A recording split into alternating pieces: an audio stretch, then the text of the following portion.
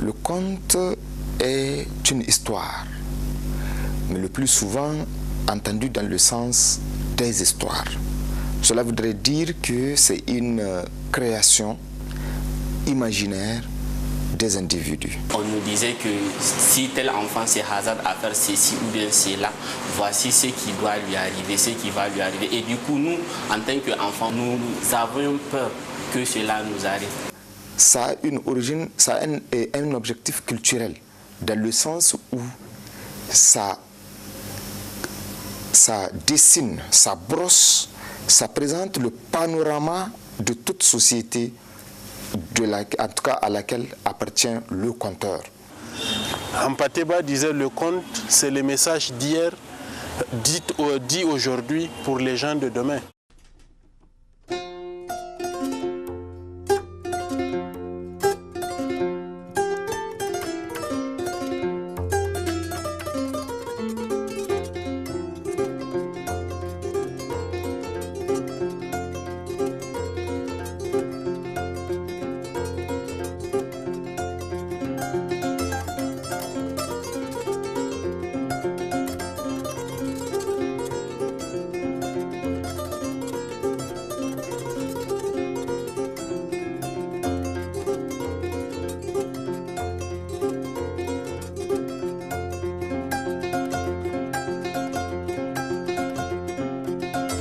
Les gens ne donnent plus d'importance à la culture ou bien aux traditions d'antan.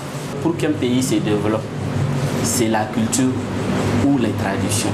Or, c'est dans les contes que tu peux t'informer, tu peux connaître ton origine. Aujourd'hui, on peut compter le nombre de foyers dans lesquels la nuit on peut raconter des histoires. Donc aujourd'hui, nous ne considérons plus ce conte-là. Ça évite à l'enfant la crispation. Voyez-vous, nous, par expérience, quand on dit aux enfants qu'on va faire un conte, c'est un engouement, en tout cas de toute la classe.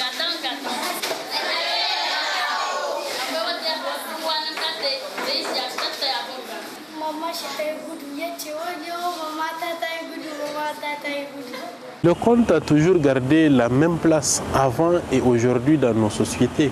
C'est les gens qui ne vont plus vers le conte. Le conte est valable pour les enfants et puis pour les adultes. C'est pour cela que j'ai dit que ça occupe une grande place dans notre société. Son rôle est fondamentalement éducatif. D'une part, il permet de présenter la société en tant que telle. Et là, c'est son rôle principalement culturel. Il participe à une certaine forme d'éducation des jeunes, notamment les enfants, pour leur permettre de découvrir leur société, mais aussi de comprendre les grandes difficultés auxquelles ils vont être confrontés dans leur vie future. Le chasseur dit, ah bon? L'oiseau avait promis au chasseur, je te donnerai le premier conseil pendant que je suis entre tes mains. Le deuxième conseil s'il arrive sur l'arbre et le troisième conseil s'il arrive sur la montagne. Le chasseur a accepté. Il avait l'oiseau dans sa main, il dit, bon, vas-y, je t'écoute. L'oiseau dit, bon, premier conseil, il ne faut jamais avoir de regrets. Si tu perds quelque chose, à qui tu tiens, même si c'est ta propre vie.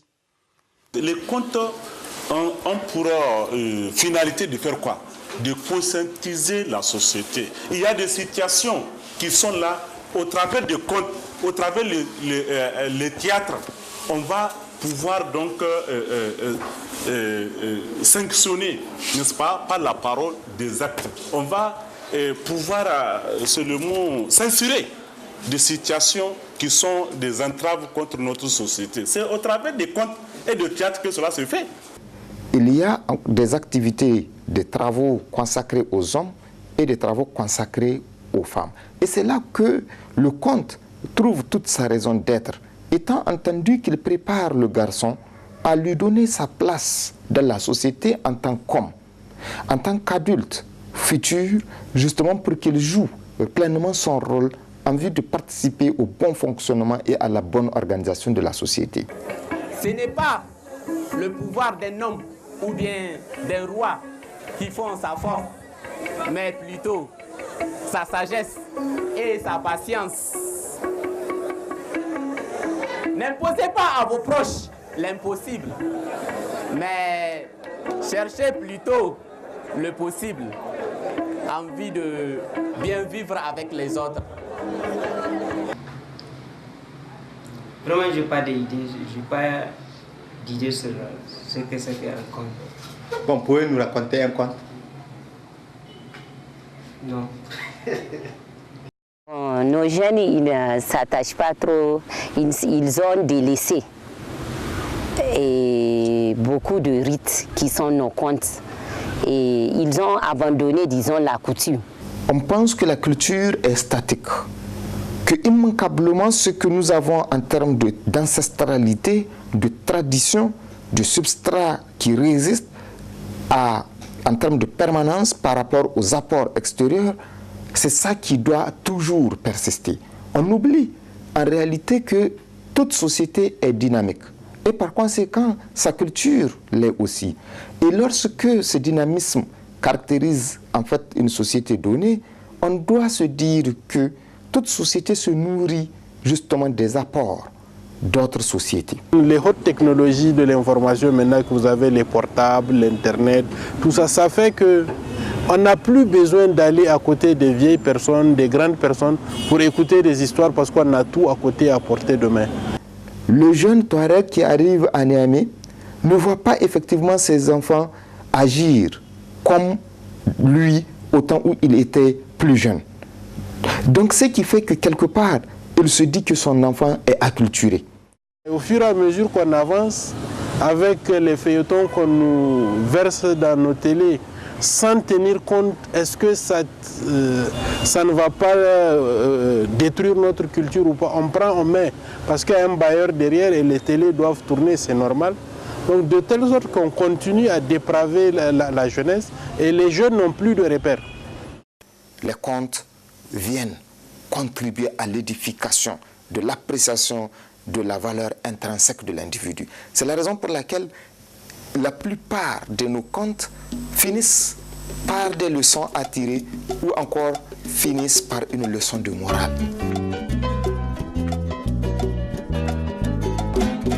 Si tu perds quelque chose de précieux pour toi, même si c'est ta vie, ne le regrette pas. Je t'avais aussi dit que ne crois pas à quelque chose tant qu'elle n'est pas véridique. Mais voilà toi, tu crois que moi, petit oiseau que je suis, je renferme dans mon corps deux énormes joyaux. Tu es vraiment bête. Et puis je ne te donne pas le troisième conseil. Et l'oiseau s'envole, il continue son chemin. Le chasseur s'arrête, regarde l'oiseau, se remet en question et dit quand même ces deux conseils de l'oiseau. Il peut retenir un seul proverbe. Dans la vie, il faut réfléchir avant d'agir. Quand tu racontes une histoire, tu fais ressortir les aspects culturels qui sont là.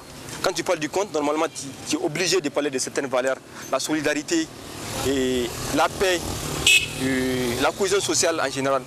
Parce qu'en lui seul, tu prends un seul conteur qui vient raconter une histoire, il peut provoquer une guerre. Par exemple, avant, quand les griots, tu prends une histoire, une épopée, n'importe quelle épopée, tu prends l'épopée mandingue.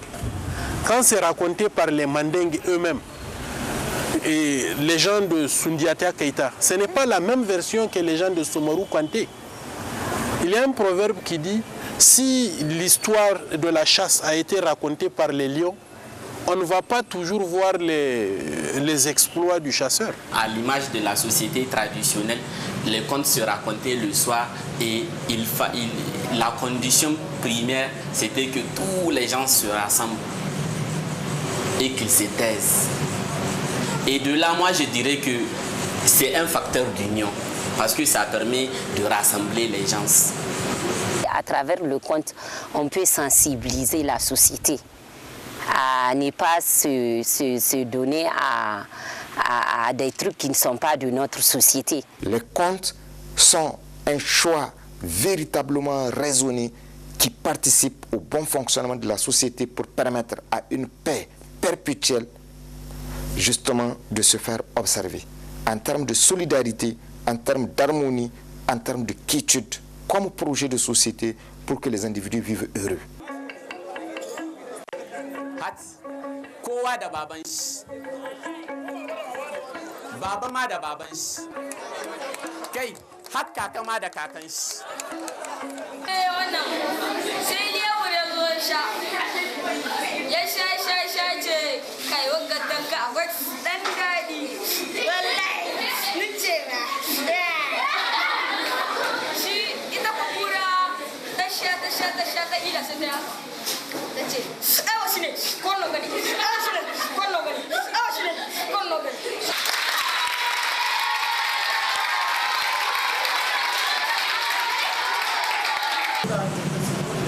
Un homme qui perd ses traditions, il a tout perdu dans la vie. Il y a toujours dans nos traditions quelque chose de positif. Quelque chose qui puisse s'adapter à l'évolution de nos sociétés, qui peut s'adapter effectivement à la modernité et qui puisse quand même apporter quelque chose aux autres sociétés du monde. Aujourd'hui, si l'Afrique n'est pas capable de donner sur le plan technologique des compétences, si l'Afrique n'est pas capable de créer des avions, si on n'est pas capable de créer des satellites, nous avons notre culture, c'est notre identité, c'est à travers ça qu'on nous reconnaît. Donc aimer sa culture pour moi n'est pas un complexe.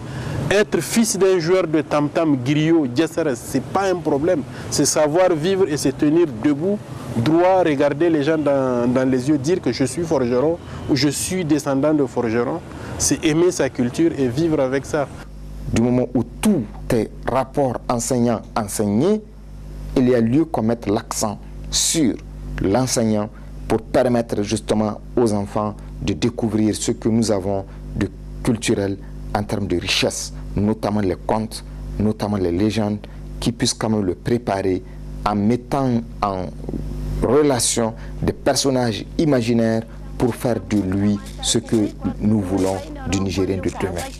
To da tamka tamantar kuka kwartu zuwai ka noron konduka ai min gos kalai min gosu ai min gos kalai min gos wai tamantar ku wai kwartu zuwai wai noron konduka wai to da tamka tamantar kuka kwartu